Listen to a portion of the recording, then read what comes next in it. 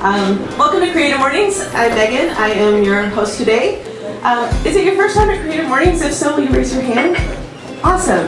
So Creative Mornings is a worldwide organization. It's in 200 cities around the world. And here in Dallas, we've been meeting for, I think, a little bit more than 6 years now, but the last 2 have been virtual. So we're kind of like tiptoeing our way back into in-person and seeing what's comfortable and what works in our new environment.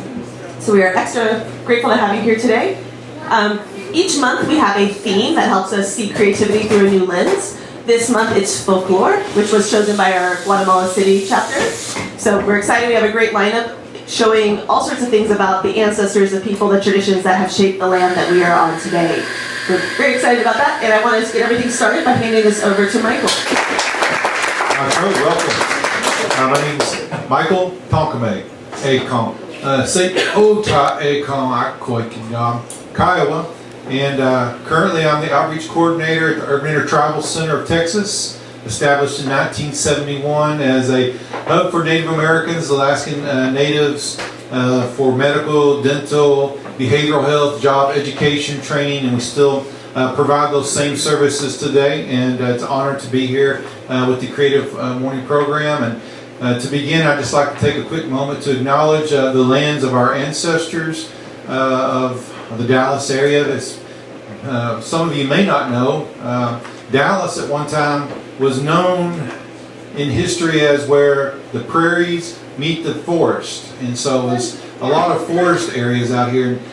This type of area wasn't really too inhabited, but there were some tribes out here in later times, the Caddos, the Wichitas, although of course Native Americans were known to be nomadic people. They traveled back and forth all the time. Perhaps you've heard of the Chisholm Trail. John Chisholm was a slave trader, and that was his business. He dealt in slave trading, and he had a forked tongue because he was very instrumental in setting up the treaties, the meetings and treaties with, amongst other tribes.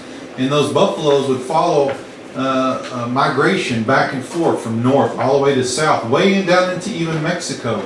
And so these lands here have been inhabited by hundreds and hundreds of different tribes. There was thousands of tribes that inhabited these North Americas from, we call Turtle Island, from Canada to America to South America, which is our condor, our indigenous brothers and sisters. And so sometimes in our mind we put up the first wall in society because we exclude our southern brothers and our sisters. But I can say for certainty that, and even here, my brother here is living testimony to his people that have come through these lands at one time or another. And so these lands, they are stolen lands, and these are unceded lands. And so I want to take an opportunity just to acknowledge for those ancestors that have fought for what they believed in. Okay, so we can't discredit any of that. And it's an honor to be here today, and I thank you so much for your time. Okay. Michael, we'll be hearing a little bit more from him. Land acknowledgements always fill me with so much gratitude. There's so much more than this moment right now, even though we should celebrate this moment, but there's so much before us, there's so much after us. It's just a lot. I want to give a huge thank you to the Creative Mornings volunteer team. We're a group of people who are just passionate about bringing this community together and celebrating the different forms of creativity here. So if you are part of that team, do you want to stand up or just kind of wait for a minute? Give those people a hug or a high five on your way out. They do a lot of great things for us. One of the things that guides Creative Mornings is our Manifesto Statement. It's our mission statement that drives us, and Susan Hernandez is going to read it for us. See if I can balance both things. Okay. Everyone is creative. A creative life requires bravery and action, honesty and hard work. We are here to support you, celebrate with you, and encourage you to make things you love. We believe in the power of community. We believe in giving a damn. We believe in face-to-face connections, in learning from others, in hugs and high fives, which we can actually finally do. We bring together people who are driven by passion and purpose, confident that they will inspire one another, and inspire change in neighborhoods and cities around the world. Everyone is welcome.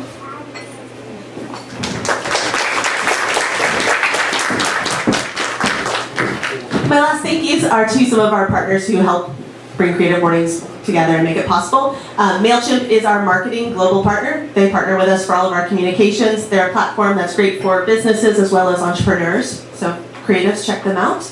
Locally, we want to thank the Wild Detectives for hosting us this morning and giving us this great indoor-outdoor venue to meet. You may have already received an email or heard at the door, but coffee is on Creative Mornings. If you'd like to order an espresso drink, those are available for purchase. Or if you choose to buy a book, you can get a free drink as well that way. And we have breakfast kind of scattered throughout if you're looking for something to snack on. Also, Code Up is a boot camp downtown. They offer trainings in full stack development, data analytics. They've been a partner with us for a while. We appreciate their help. As well as Talking Out of Turn, a cute gift shop just kind of down Davis Street. Another one of our partners that we support because they bring creativity into our community. I think that might be all of my announcements. So I'm going to turn it over to Alex from the Anita Martinez Ballet Folklorico.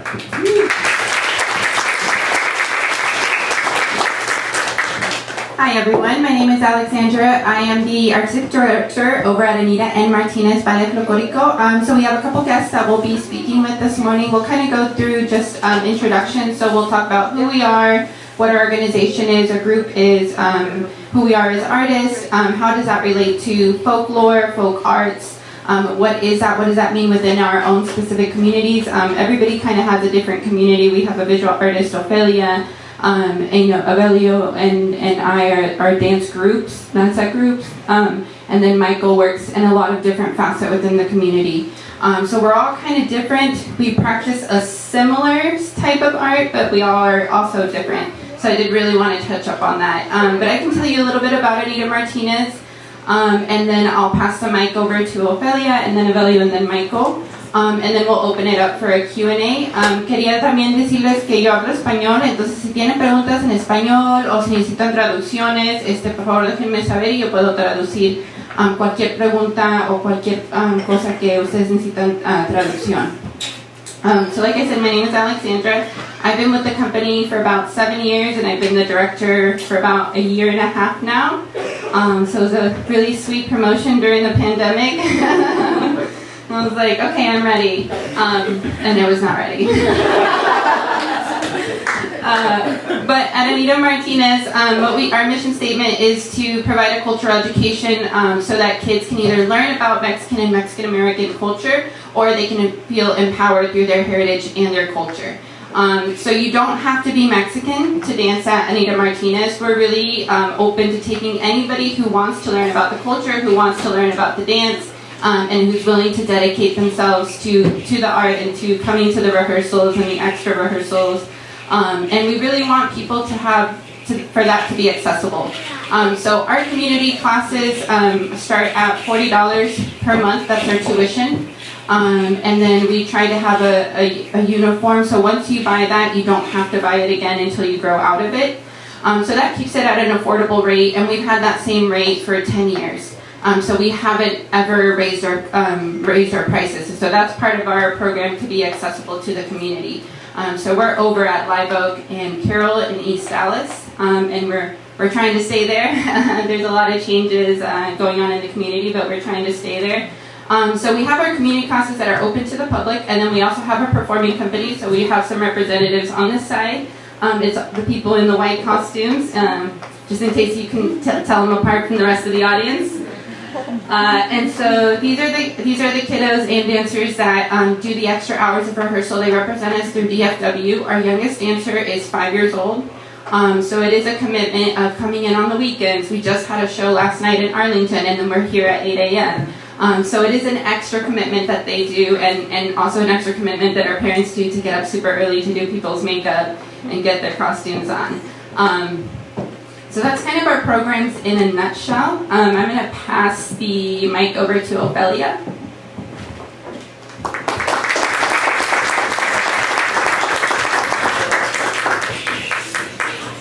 I am Ophelia Garza, mom, poet, and cultural promotora. And so I have a couple of different programs. I have a group called Semillitas, and what we do with Semillitas, it's kind of family-based, kiddo-centered. And we basically plant the seeds to get kids to love reading. We don't focus on the mechanics of it because there's lots of other organizations that do that. We focus on just creating that connection that will hopefully create a lifelong bond and love of the written word and the art for them. I also produce cultural events around the city, do pop-ups pretty much. And I have a book fair that we will be hosting at the Latino Cultural Center next month, and it'll focus on local Latinx writers and zinesters. And then I have a series called Entre Mundos, and it's a creative gathering. We just had one on Saturday at the Latino Cultural Center. Next one will be in June, and the focus is on the elders, just kind of honoring those that are still with us and honoring the knowledge that we've lost over these last 2 years especially. And then I also do a community ofrenda tour where we work with local community artists and POC-owned businesses in and around Dallas to host, to set up ofrendas by these local artists as a way to help drive business to these local businesses, and then to create exposure also for these artists that live in the community still and that are creating art outside of the big institutions. And so kind of in a nutshell, that's what I do. So I'll pass it to Remy. Good morning. Buenos días. Cualitlanesi. Oh, everybody ran out on me, huh? Cualitlanesi. Cualitlanesi. Cualitlanesi means good morning. But in our language, we have a word that we don't really say good morning because we believe every morning is good. So we say panolte. It means beautiful day, like that. So my name is Jesus Evelio Chichiltecoat Flores, Jr.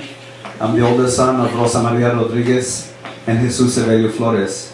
My people are from the state of Coahuila. I was born in South Texas in a little town called Eagle Pass. It's right on the border across from Piedras Negras, Coahuila. My parents were migrant farm workers, and we moved to Dallas like in 1974, and when we came up here, Dallas was real interesting in the 70s, especially if you were a little bit darker, I remember being in the classroom when Dallas, DISD was still white, the students were still white, the teachers were white. It's the opposite now. It's not even like that anymore. It's a white flag or whatever they call it. But so just wanted to give you a little bit of background because I think if you understand my background, then you understand what it is that as an organization that we're doing. One of our goals is to empower our really specifically Mexicanos, Mexicans. The word Mexican, by the way, is correctly pronounced Mexican, like the state of Michigan. That's Mexican. And so my grandmother was a midwife, I guess that's what they call her, but a partera in Spanish. And she used to work with all the herbs. My great-grandmother was also midwife, and because of the shame that was brought on our people of witchcraft and all these different things, my parents tried really diligently to kind of hide us from our native roots. But myself and my sister, we always kept scratching and clawing. They're like, something this is not who we are. We'd walk into church and it's like, this is not who we are. And so we found out that we had very strong indigenous roots and our family is Coahuilteco. As my brother Michael was talking about, our people were split in half by two countries, this one and Mexico. Our traditional homelands were all the way up just north of Austin and all the way to Monterrey. So that was before the bridges and the borders and all that kind of stuff. We were nomadic people. But when the Europeans invaded in the 1500s, and they invaded, I think the invasion started in Yucatan and it went up north. When they got to what's the state of Coahuila, they built a mission, and then they enslaved all of us. And they said, okay, you guys are the Flores, you guys are the Gonzalez, the Rodriguez, etc. And that mission is in a little town where my parents are from. It's called Guerrero, Coahuila. And the mission is called San Bernardo. So San Bernardo mission. But unlike here, you don't really get a card that says you're indigenous or native or anything. Not that we need one, because we don't think we need one anyway. So I wanted to give you a little bit of background. So our organization is called Calpuli Tonalpili. And Calpuli literally means big house. When our Seneca, when Ben Franklin and Thomas Jefferson wanted to learn about democracy and all this kind of stuff, they reached out to the indigenous people because they had no clue, they're coming from kings. Because in 1956, they enacted the Indian Relocation Act. And out of the Indian Relocation Act, through assimilation, they wanted to take natives off of the reservations and allow for them to assimilate through job training and through work programs. The reality of it is the natives that came here to Dallas really struggled. I mean, they found a lot of hardships and they went back home. But there's still some of us that are still here. I'm a second generation as a result of the Indian Relocation Act. And so, a lot we can really say. It's like, well, how long do we have? A couple minutes? So, we have time. But I just wanted to say this.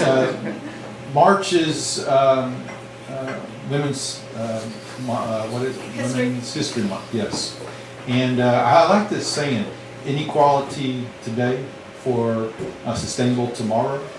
And MMIW is something that's very near and dear for our Native people because the Native women don't have statistics to go off of to say how many Native women are going missing and are murdered, man camps as a result of wind turbines, the oil and gas. They set up their man camps and people will go missing, and an enormous rate by the reservations, even our urban areas. Recently, I was watching a documentary on one of these man camps, and they found in the man camp, I'm just going to say a very young individual, okay, very, very young. We're talking about less than 12 years old, a young boy that was being passed around like a rag from house to house.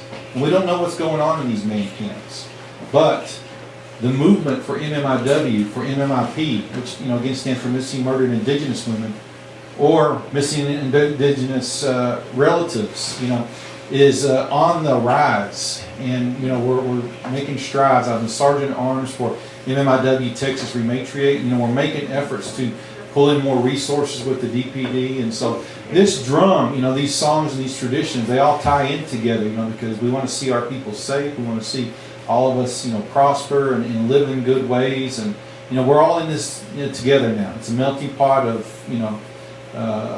what we have to work with, and I'll just say that I stand in solidarity with Ukraine because I understand their situation that they're going through over there. This is democracy that we have an opportunity today. And if you want to know what democracy really means, think about the state media over there that's run by the government. They get no exposure. At least here we have people that can run their camera systems, and we can go on Facebook, Twitter. We can have news stations come out on news channels.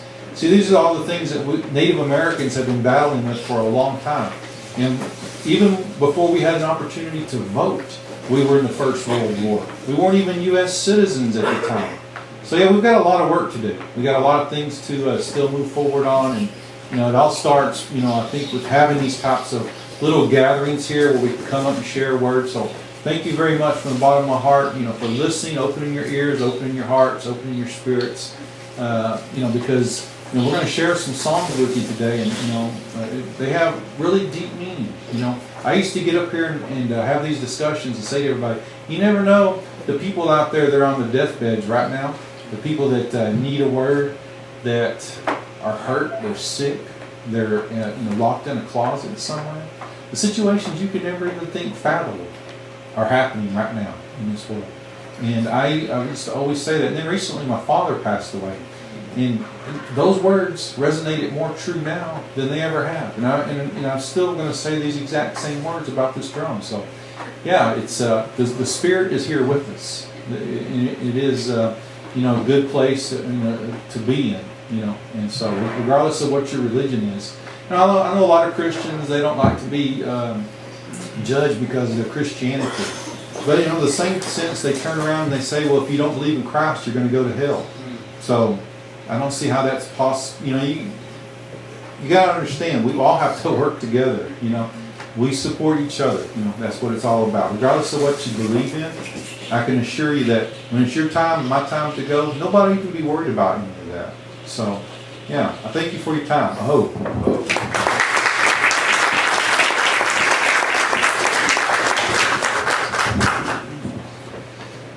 Well, thank you everybody for sharing with us a little bit about who you are as an artist and what you do and your role in our community, which is very important. We all have different roles in our community, and how we interact with our community are very different ways. And so I do believe everybody has a calling to interact with the community in a certain way and to help in how they can, and everybody has a different set of skills and talents. And so, you know, I really appreciate everybody coming out, you know, as an audience and to the artists that came out. I wanted to go ahead and open up the floor for questions.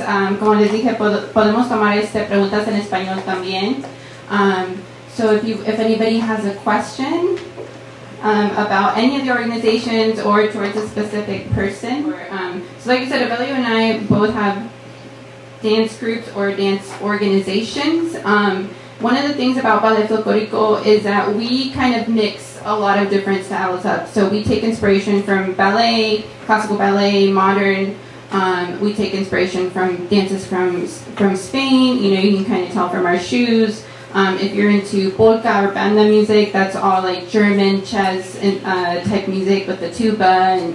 And so there's a lot of different inspirations that go into the dance, in addition to also taking like some of those indigenous dances and modifying it. So we have a mainstream traditional type of dance, as to where Avelio is more focused on the actual indigenous roots.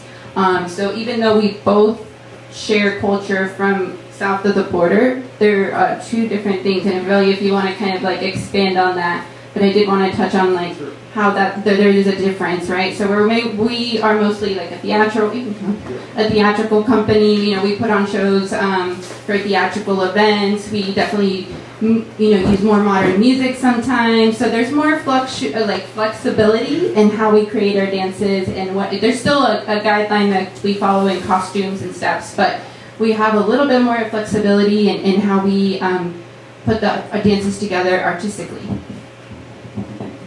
So I just wanted to share, you remember the story I briefly mentioned about the Cholula Massacre or the dancers.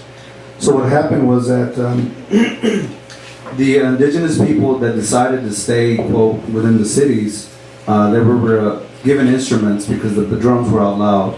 These instruments were like little mandolins. They call them conchas in Spanish. And so that's how really a lot of these dances were preserved.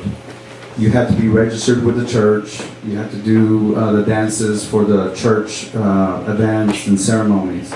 While some of our relatives that decided to escape that, they would keep the drum.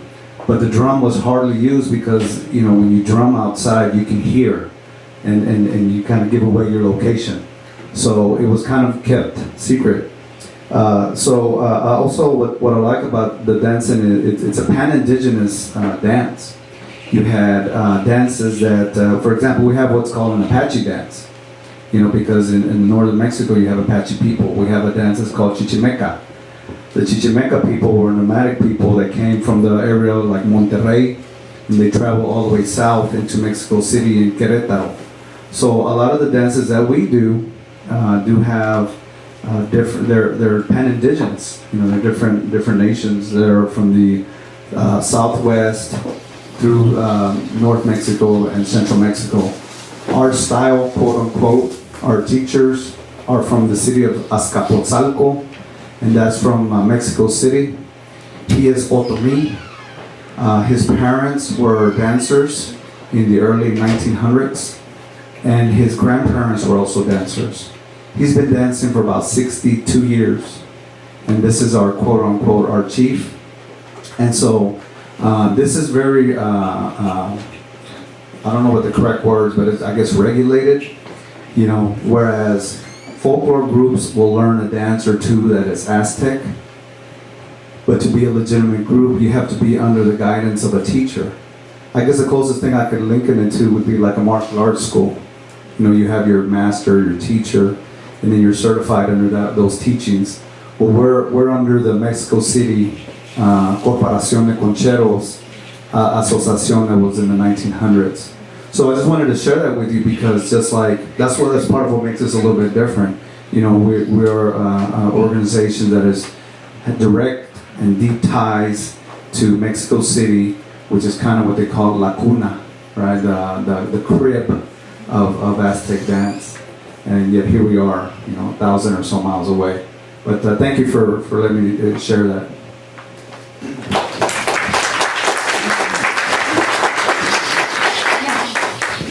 you tell us a little bit about what the CAP program is and what type of events your groups might like to be invited to? Sure. Yeah, so the CAP program is part of the City of Dallas Office Arts and Culture. It stands for Community Artist Programming. Basically, there's a roster of a bunch of different artists. We're artists under the CAP. I believe, Ophelia, you're also a CAP artist. Evelio's group is a CAP artist. So basically, any event that is free, open to the public, that's not for fundraising, that's not an event that you're trying to raise funds for a specific event, you're able to hire a CAP artist for a 45 to 60 minute performance. It's a very simple application. If you go to Office of Arts and Culture, if you just Google it, it'll come up. And then there's like funding programs, you want to click the funding, and then you can see which artist you want to request. You do have to request with 2 weeks time, so it takes a little bit of time to process, but they can come to any of us can come to your event for free at no cost to the organization or the host. And we are able to perform for 45 to 50 minutes, and that can be a performance, a workshop, a plática, or a talk like we're doing here right now. And it's a good way for like senior homes, smaller community groups to still have access to artists and still be able to bring artists to their communities without having to worry about the cost. Especially right now in the pandemic, all arts organizations, we're hustling out here.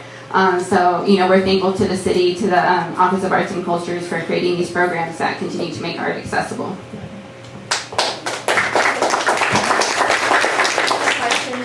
Can we talk about the drum and how it's made, and is that typical? Which one? Both of them? The tall drum there. Yeah. Oh, yeah. So, yeah, thank you. Good question. So, just real briefly, my son just walked by with a regalia. Not a costume, that's for Halloween. A regalia.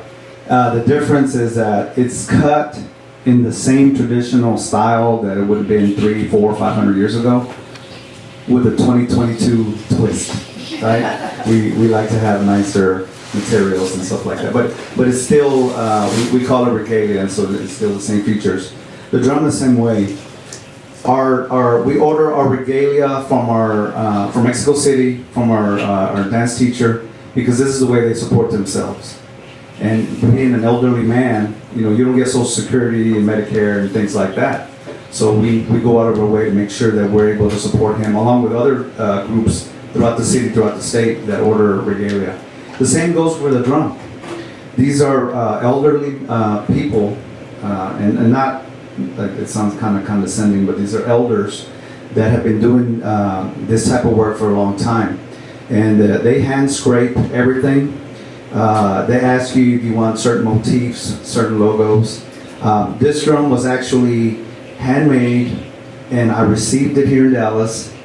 And then we have a sister organization of dancers. One of our former dancers from Dallas who graduated Woodrow Wilson High School, graduated recently from UT in dance, has formed his own group of Aztec dancers. And so at the time they didn't have a drum, so I let him borrow this one. And I said, hey, just take care of it. So it was all blank and white, and now it's all colorful and painted. So I'm like, hey, I'm not mad at you, thank you for taking care of the drum. So they hand painted, but it is hand scraped. It's usually a family that does this. And so these drums can be really expensive.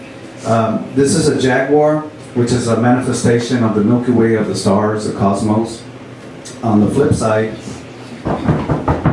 you have an eagle. So what is the correlation? In our societies, you had the eagle knights or warriors. These were people knowledgeable of astronomy and the heavens. And then you also had the Jaguar knights or Jaguar warriors. These are people that were knowledgeable of herbs, medicines of the earth.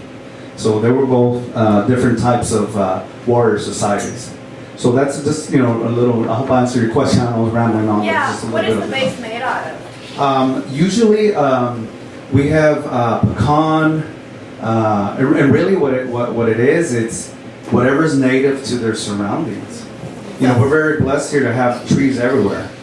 But in Mexico City, it's not, it's harder to find trees. So they travel out.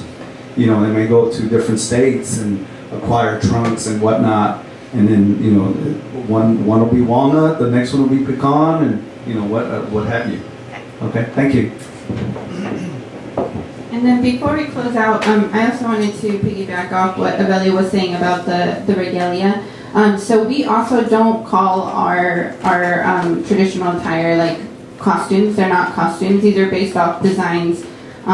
They're wearing the state of Veracruz. They're based off designs. We don't really, we change some colors. Like you said, we, use a different type of ribbon that may have not been around during that time. But we don't really change too much on the design. So anybody who is representing the state of Veracruz, their costumes are going to be very similar to us. Their attire is going to be very similar to us. So this is not something also that we encourage people to use for Halloween, to dress up for a party or anything. So, and that's something that we try and tell our dancers too. It's like, these are not costumes. When we walk on stage, we're not walking on as, Juan Jose or Alexander. We're walking on and we're representing the country of Mexico and we're representing the culture. So it's not something, it's like, okay, we're going to dress up and then we're going to go and dance and then we're going to, it is something that we try to instill. It's like you're representing a whole country and a whole culture. So that's really important about what we wear. So with that, I'm going to go ahead and wrap it up. We're going to do maybe like 5 minutes to transport everybody outside. It looks like the sun is coming out, so it might not be as cold, I promise. About 5 minutes to set up, and we'll be right on that stage by the door, and we'll see you outside. Right, so I would like for you guys to help us with that. Whenever you hear the kids say, hey, or Alexis and myself, just help us out with that. That would be amazing, and I hope you enjoy it. Again, this is the region of Veracruz, and we're dancing Los Pollitos by our mini company, and we are dancing El Palomo y la Paloma with the professional company. Thank you.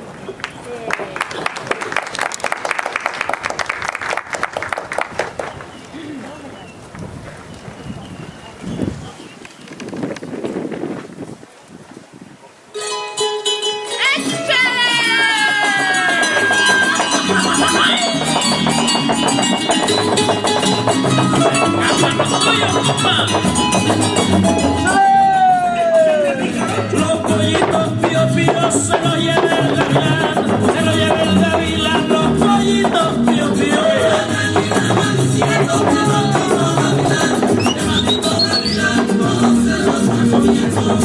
Lázaro Patricio, tu sombrero anda volando, por la calle están diciendo que tu amor se está acabando. Lázaro Patricio, tu sombrero ya voló, por la calle están diciendo que tu amor ya se acabó.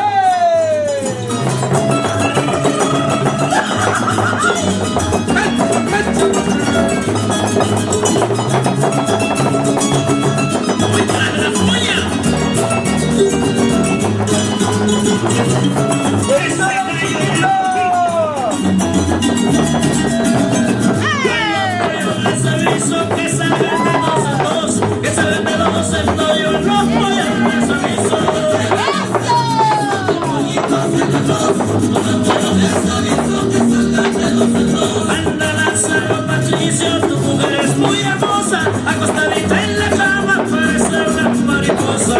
Lázaro Patricio, tu mujer es muy bonita, acostadita en su cama parece una palomita. Mírala, mírala.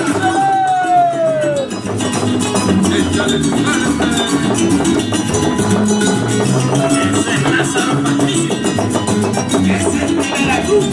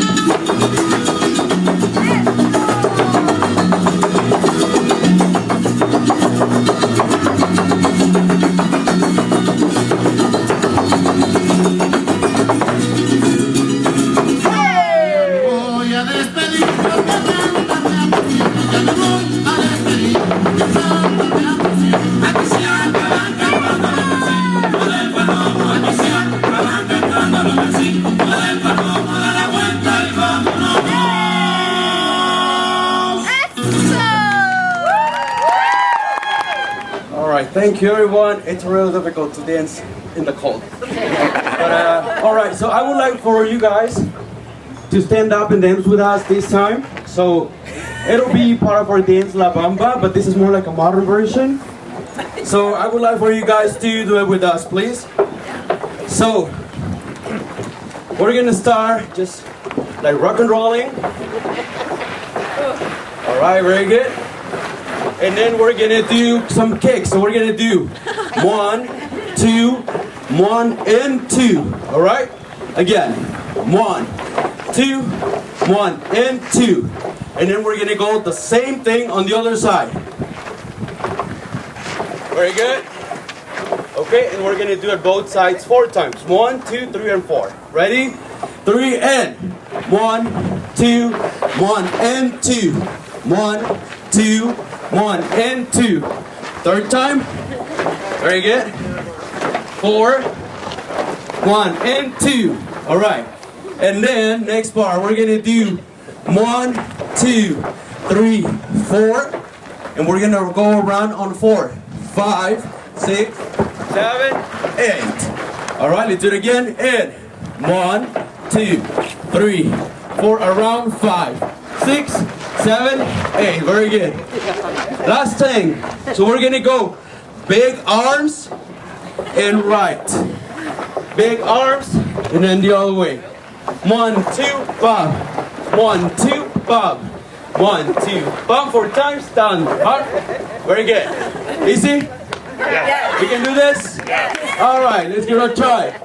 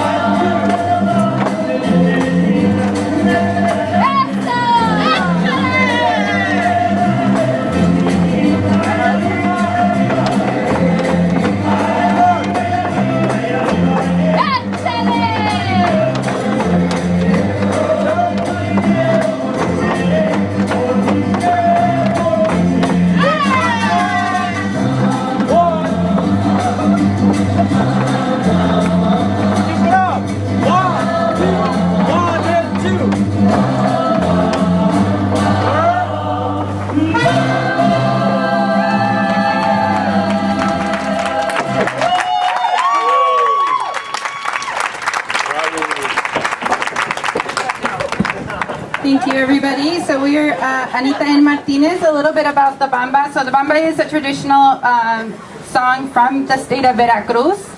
Richie Vallon, who was a musician on this side of the line of the river, rock and rollized it, and a lot of people were like, "Well, why are you gonna play that song? It's a folk song. It's una canción de rancho." Like, so there was a lot of pushback on him modernizing the song and playing it as part of his sets. And now we all know this song, right? At least the Richie Vallon version. So that's a little bit of history behind La Bamba. We're gonna have Michael come up next.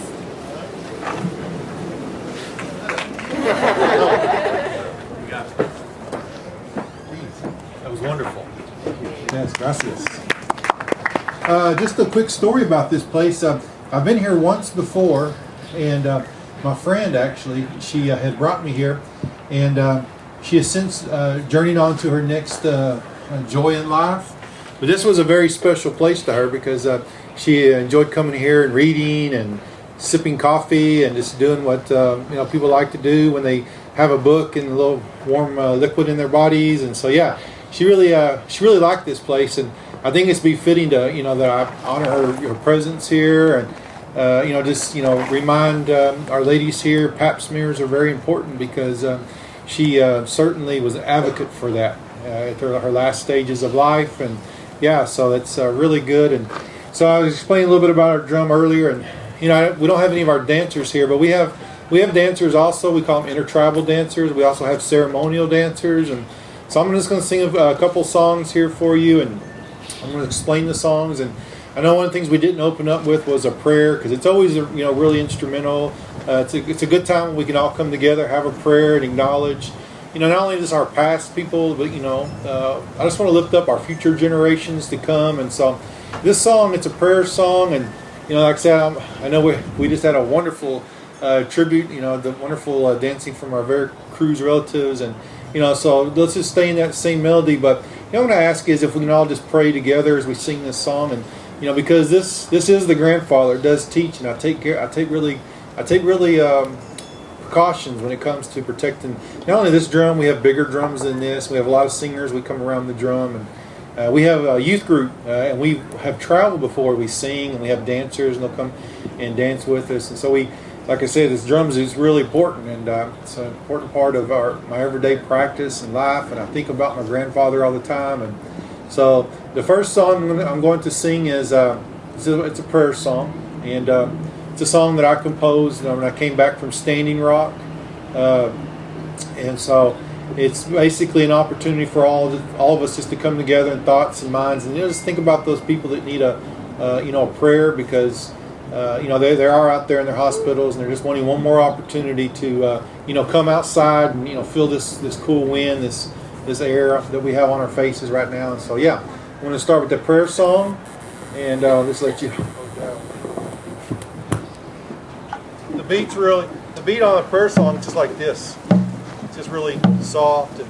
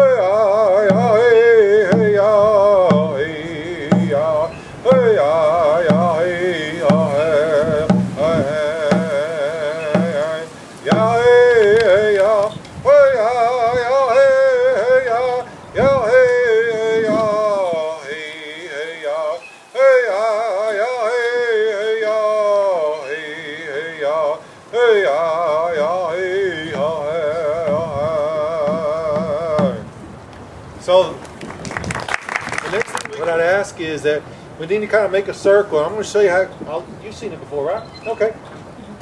Follow Alexandra. She's the perfect example. So everybody just kind of come in a circle and great friendship, all around dance. It's going to go in the circle clockwise.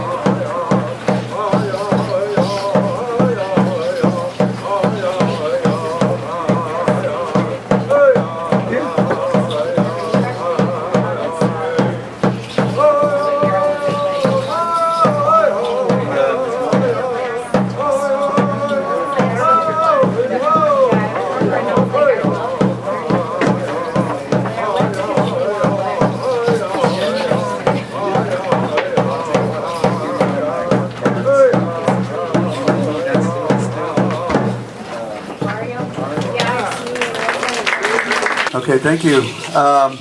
So just a kind of brief explanation. So we usually have our female firekeepers with us, and obviously because of work and etc., we weren't able to have one with us.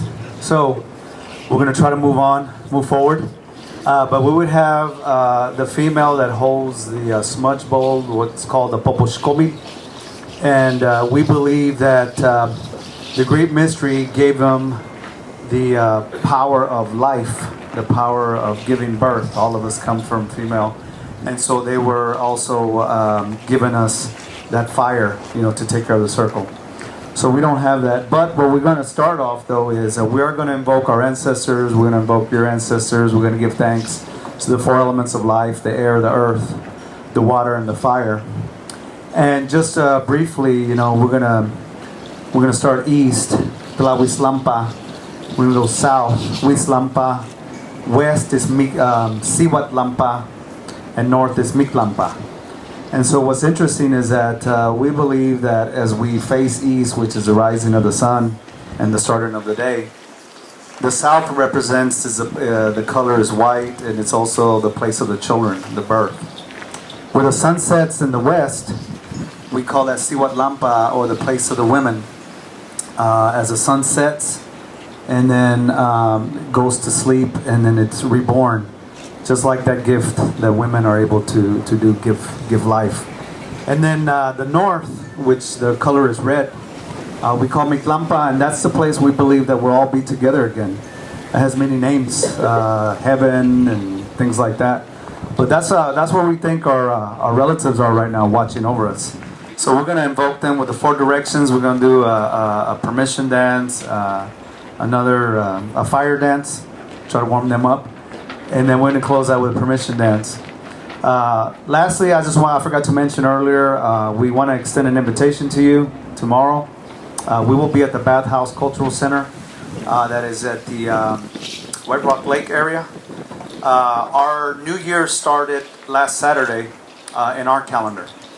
And we believe that March 12th, give or take a day or two, is the beginning of the new year. And interestingly enough, if you do the math, let's see, you got March, April, May, June, July, August, Siete, September, October, Ocho, Octubre, Octagon, Noviembre, 9, Diciembre, 10. So our understanding is that all the New Year's used to start in March. But there's also a negative side to that, it conflicted with some of the slavery, so they pushed the start of the New Year to January. That's another story. But so our Mexica New Year started last week, but because of events, we couldn't honor that Mexica New Year. So we pushed it to tomorrow, which is also a day or two before the spring equinox, which is also the day when we believe the whole life begins for everybody. So tomorrow from 12 to 4, the Bathhouse Cultural Center in the very back. Just listen for the drums. You'll hear us back there if you'd like to come join us. Thank you.